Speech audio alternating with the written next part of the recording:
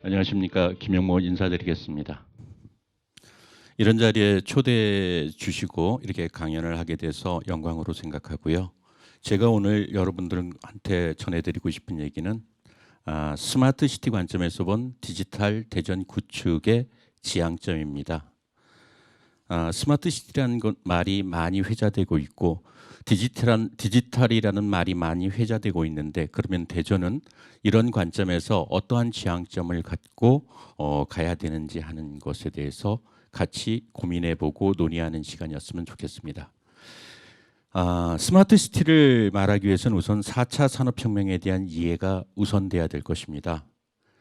4차 산업혁명은 잘 아시다시피 2016년 1월 다보스 포럼에서 언급되었고, 컴퓨터와 인터넷으로 대변되는 3차 산업혁명이 진보된 개념이라고 정의할 수 있겠습니다. 주요 특징은 초연결성과 초지능화, 대융합화로 그 특징을 규정할 수 있습니다. 그러면은 우리 정부에서는 4차 산업 대응 계획은 어떻게 세우고 있는지, 이런 부분들은 4차 산업 환경에 맞는 성장 동력이 되는 기술력을 우선 확보하고 12개 분야의 진흥화, 혁신 프로젝트를 통해서 잠깐만요.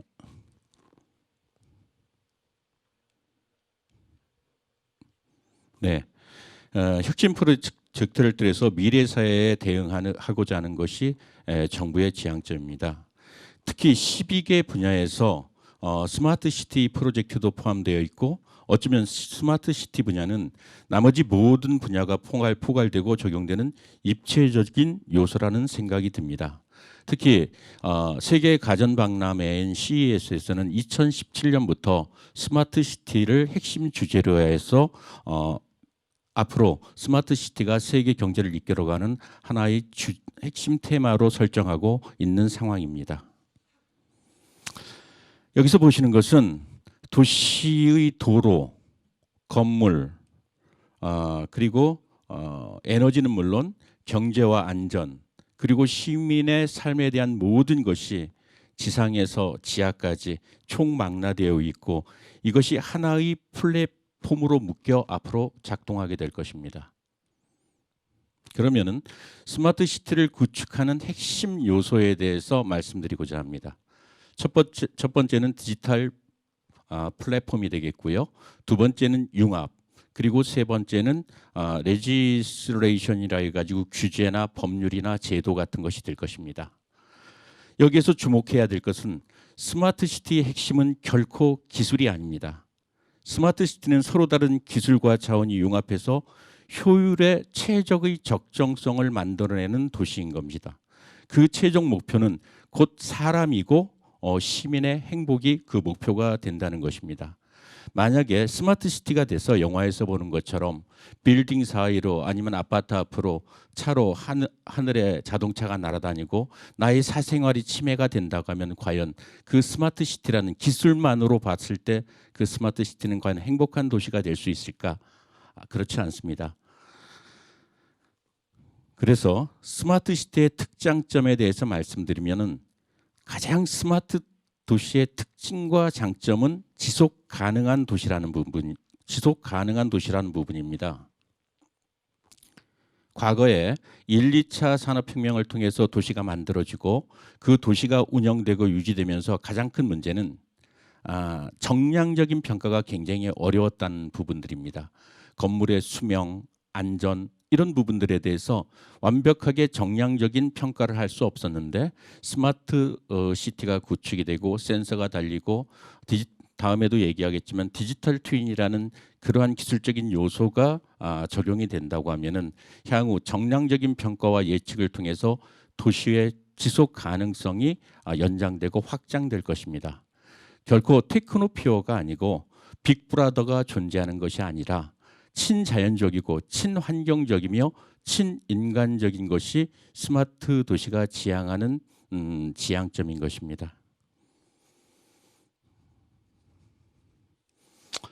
그러면은 스마트 도시의 추진 전략의 일반적인 모습을 보면은 신규 개발 단계와 도시 운영 단계, 그리고 노후 쇠퇴 단계로 나누어집니다.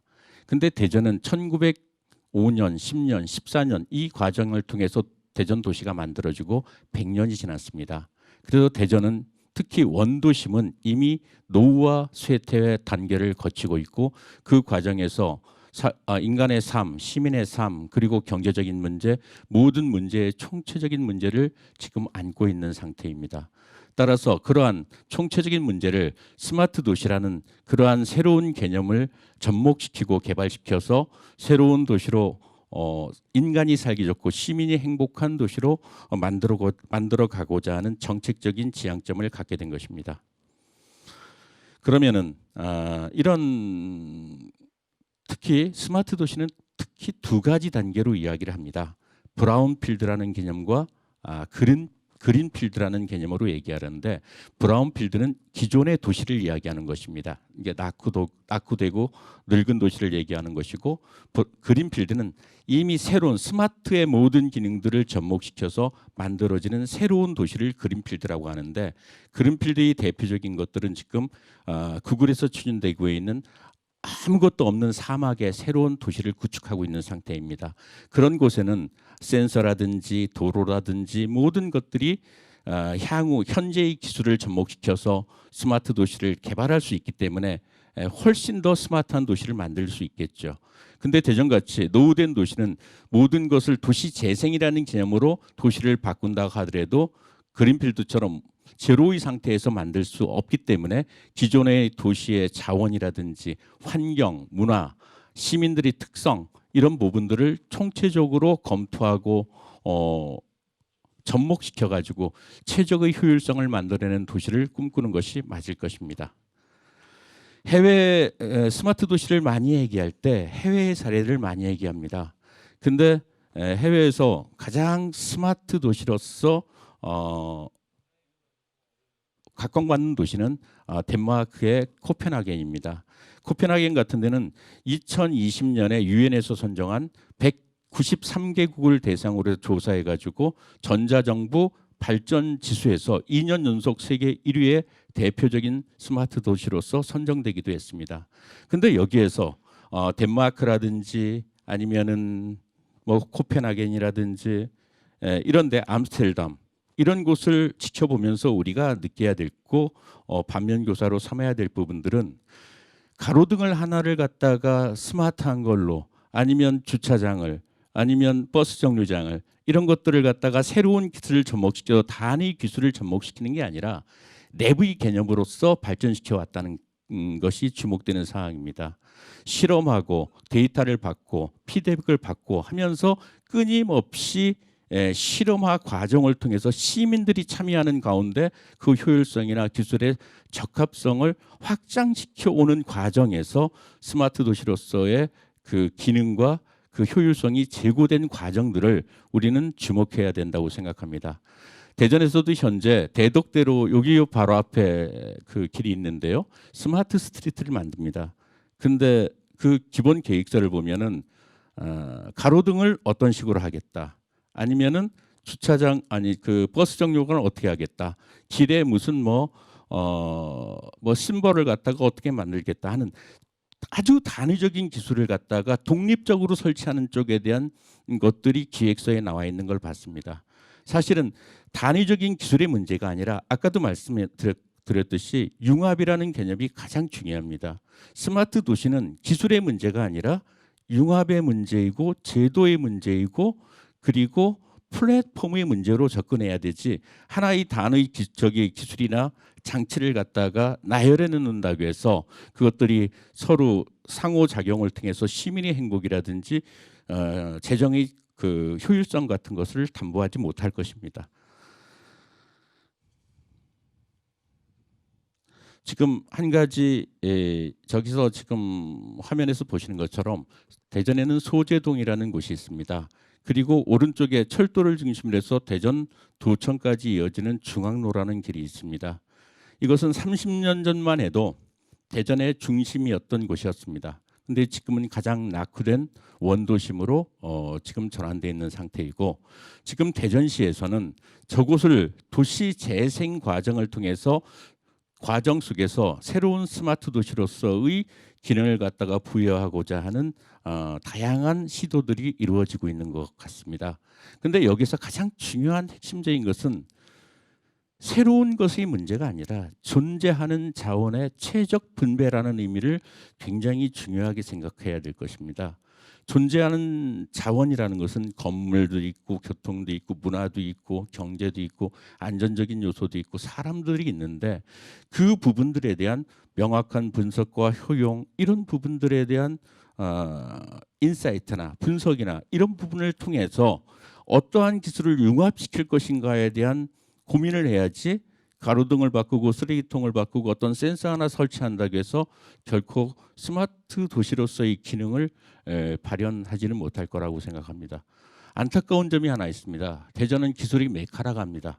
근데 스마트 도시나 디지털 트윈이라는 것을 적용시킨 것은 앞서 전주라든지 인천이라든지 그런 곳에서 훨씬 선제적으로 대전에 있는 연구소들과의 협업을 통해서 이미 진행되고 있는데 대전은 아직 그 단계까지 가지 못하고 있는 부분들은 좀 자성해야 되는 부분이 아닌가 하는 생각을 합니다.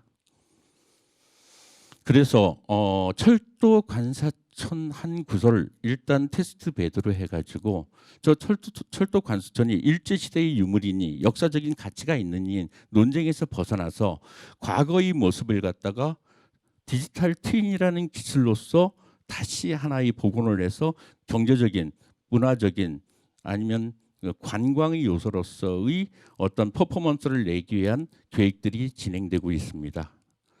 그럼 디지털 트윈이 뭘까요? 쌍둥이라고 이야기 되는데 현실의 것을 가상의 공간으로 그대로 옮겨 놓는 것들을 디지털 트윈이라고 합니다. 우리도 다 하나씩 디지털 트윈을 가지고 있습니다. 사실 태어나 가지고 주민등록을 하고 정부에 내가 내 신상 정보가 올라갈 때 하나의 트윈이 형성되기 시작한 것입니다. 디지털 트윈은 이미 우리 안에 와 있고 그 과정 속에서 디지털 트윈이 어떤 형태로서 어떻게 발전시켜서 도시의 발전에 기여할 것인가 하는 부분들은 지금 대전에서는 시작되고 있고 많은 논의가 진행되고 있어서 시민들이 참여와 많은 관계자분들의 다양한 의견이 접합되고 그것도 융합입니다. 같이 교류되는 그런 과정을 통해서 아마 이루어져야 되지 않나 하는 생각을 합니다. 그래서 미션은 그렇습니다. 존재하는 자원을 최적하게 어떻게 분배할 것이냐. 그리고 새로운 것도 중요하지만 문화적인 스토리텔링을 통해서 이야기와 거리를 어떻게 만들어갈 것이냐. 더 중요한 것은 시민의 참여를 어떻게 확대시켜 나갈 것이냐. 그리고 기술의 적정성이 중요하지 기기를 갖다가 설치시키는 건 중요하지 않다고 생각합니다. 그리고 제도의 뒷받침과 정책의 연속성이 함께 연결될 때 시작되는 거라고 생각을 합니다. 지금 디지털 트윈을 이야기하면서 큰 틀에서는 디지털 트윈이 재난이나 안전이나 이런 부분들에만 초점이 맞춰져 있는데 문화적인 요소, 생태적인 요소, 시민의 삶 속에 인문학적이든 문화적인 쪽으로 디지털 트윈의 기술이 어떻게 더 접목될 수 있는지를 논의하고 고민하는 것들이 브라운시티의 이러한 부분의 재개발에 있어서 중요한 요소라는 생각을 합니다. 마지막으로 드리고 싶은 얘기는 관념적인 스마트 시티가 되어서도 안 되고 관념적인 디지털 트윈이 돼서도 안 됩니다. 분명한 철학과 가치, 방법에 대한 제시가 있어야 하고 가장 중요한 것은 적극적인 시민의 참여 및 참여에 대한 데이터 생성 및 활용에 대한 명확한 전략과 관점을 가져야 된다는 것입니다.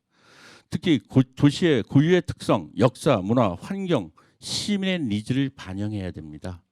그러기 위해서 무엇이 필요한지에 대한 중지와 제도적인 부분 이런 것들이 필요합니다. 그래서 저는 대전도 덴마크의 코펜하겐처럼 랩이라는 개념을 가지고 끊임없이 실험의 반복 속에서 가치를 창출해 나가는 그런 과정의 프로세스가 진행됐으면 하는 것을 바라고 그렇게 제안합니다. 감사합니다.